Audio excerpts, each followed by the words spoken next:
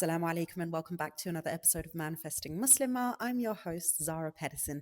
In today's episode, we're going to talk about a specific boundary that I would recommend that you set up. If you haven't so far, I recommend you do it as soon as possible.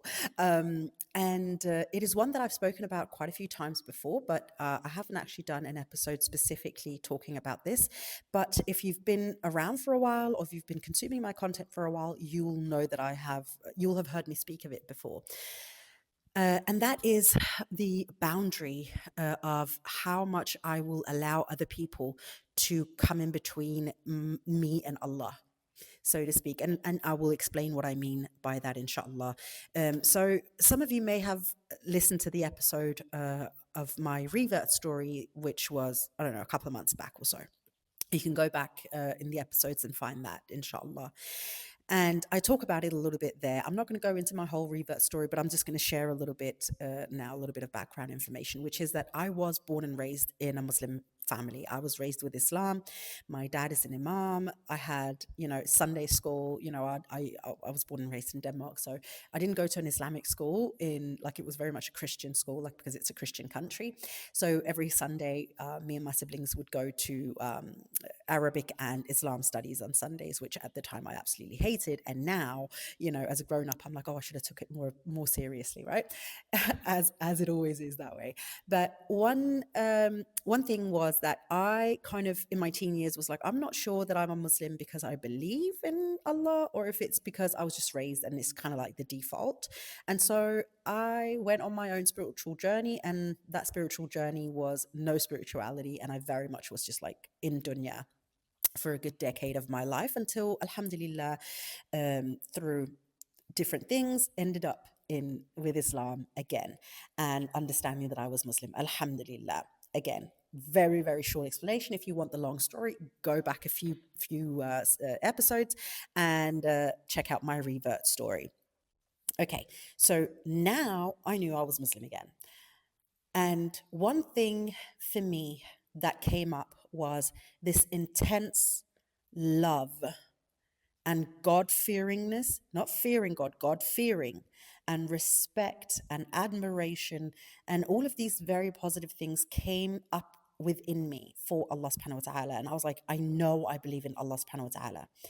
And one thing that kind of happened to me in that time was I was still relearning, because I recognized as well that I need to figure out Islam for myself. I needed to rediscover it for myself and figure out how Islam applies to my life and how do I want to play this out, right? So to speak, how do I want to play religion out? As everyone really at some point should probably do in their life, figure out where they stand with it. But one thing, even as I was figuring out Islam and relearning and rediscovering Islam and everything, one thing that I knew and recognized immediately was that my recognition of Allah and love for Allah, and like that closeness I felt to Allah in that moment, and of like, oh, okay, I'm doing this for Allah. Like I'm religious for Allah. It's not for the promise of heaven, or like it's for Allah. Like that awareness, I did have that because I hadn't had that kind of love for Allah before in my life. And in that moment, I realized this is valuable, as in like, this is precious. I need to safeguard it. I need to make sure that whatever happens going forward, that it is this connection first. This is what I need to safeguard. And so I set a boundary. At the time, it wasn't like, I'm going to sit down and write it down in a journal or write an affirmation or something like that. It was very much just sort of like a quick recognition and understanding within myself of like, you need to protect this. And then I kind of like moved on with it. Now with, the passing of time and stuff, I've had, time to reflect on it and figure out like, oh, what did I actually do there? Because that was really smart what I did, because that's actually helped me so much going forward in my journey in Islam and with my spiritual growth and everything like that. And what I actually did was I recognized that everything else that I do with Islam, be it prayer, being good to people, be it fasting, be it whatever else it might be, all of it comes from that connection. And I also very, very quickly realized that connection is actually very fragile in this dunya. Okay, so from a spiritual perspective, it might feel strong, but when we're going about in this dunya, that strength in that connection feels flimsy at best because we're constantly being tested, we're constantly being influenced, we're constantly forgetting, we're constantly this, that, and the other. Everything is shouting loud. And this was, mind you, at least 12, maybe 13 years ago. It's only gotten worse since then, right? So whatever I thought was difficult back then is only getting worse now. So I'm so grateful to myself that I did that back when I did that. But I recognize that it's very easy as well to allow the world and other people and the noise to sever the connection. And if not sever the connection, at the very least, muddle it. Muddle it, is that the word? I feel like that's a word, like muddle it, or sort of make it flimsy, make it unsteady, make it doubtful. So much can happen with that connection. And I just, I don't know how. Alhamdulillah, I'm so happy that Allah did that for me, but He did that for me in that time, and it made me consciously understand I need to make this a boundary. That whatever happens, I keep coming back to Allah is the anchor. This is it. My relationship with Allah, no one can interfere, because it is only about Allah and I. In my world, okay. So in your world, it will be you and Allah, not me and Allah in your world. And one can say, obviously, I I don't know how to say this, but like I've been, in the public or whatever you want to call it. Oh my God, I just did something weird with my hair. Um, I, like on social media, like, so I've been very, uh, um, what is it called? Like online? That's not it. But like, I'm out there, like openly as a Muslim, and as the years pass, I am even more openly Muslim online, publicly, and so of course I'm perhaps also more privy to a lot of hate and a lot of opinion about, from other people about how I do Islam and how I'm a Muslim and how I dress and how I speak and how I pray and how I this, that, and the other. But it's not just for people who are sort of public or putting themselves out there. It's for all of us, because as I said, it's just even certain things like reading a book or seeing, even especially today, seeing a TikTok, watching a YouTube video, listening to an episode or a podcast episode of like some curly haired woman in Sicily talking about Allah, how much it actually can influence us and the way that we think about Allah and how we approach Allah, which is why I'm genuinely hoping that I, in all of my content, can push you towards a healthy, beautiful, loving connection with Allah, rather than what many other people might be doing out there. But the point is that I quickly learned, very, very quickly, that people will tell you their opinion, whether you want to hear it or not. And some of it is really hard to hear. And some of it is shrouded in hate, in jealousy, in envy, in shame and guilt and all of these things. And whether they mean to or not, can want to put that upon you and your relationship with Allah.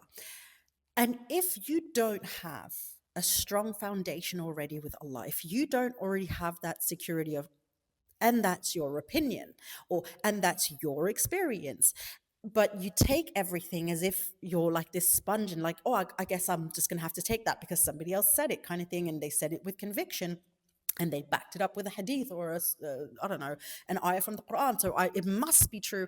And now all of a sudden you're adopting it. And so anything at any moment can come and basically just, move your relationship with Allah in any direction at any point, color it any color that any, like, your mood that day is.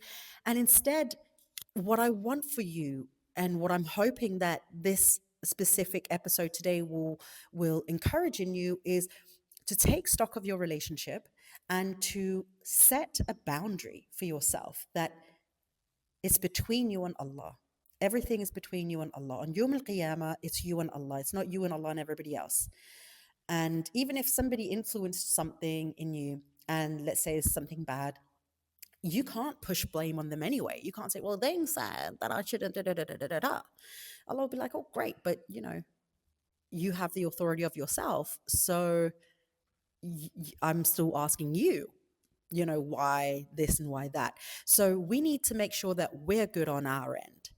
And you need to make sure that you're good on your end. You need to make sure that your relationship with Allah keeps coming back to the foundation of, I'm doing this for Allah. I'm doing this for the love of Allah. I'm doing it because I respect Allah. I do this because I am devoted to Allah. Like, you keep coming back to that point that makes you a Muslim. Because let's be real here, and maybe this is challenging some of you, and I'm cool with that, right? I'm cool with that, so you got to be cool with it. We're not Muslim for Jannah. We're not Muslim for paradise. I mean, it's a great bonus. Let's not get it twisted. We're not Muslim because of Ramadan. We're not Muslim because of the prayers. We're not Muslim because of any of these things. All of those is the rewards, the benefits, what we do because of Allah. We're Muslim because we believe in Allah subhanahu wa ta'ala. And when we believe in Allah subhanahu wa ta'ala, we then believe in everything else the way that Allah has set it up. But that's where it's coming from. It's the belief in Allah subhanahu wa ta'ala. So it's important for us to understand that that belief is the very foundation of absolutely everything that we do.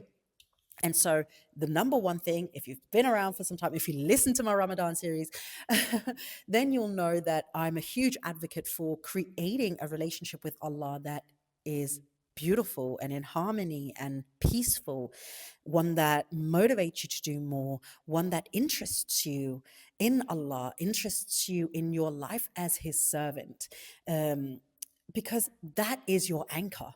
That is why you're doing everything else. That is what you're building everything else upon.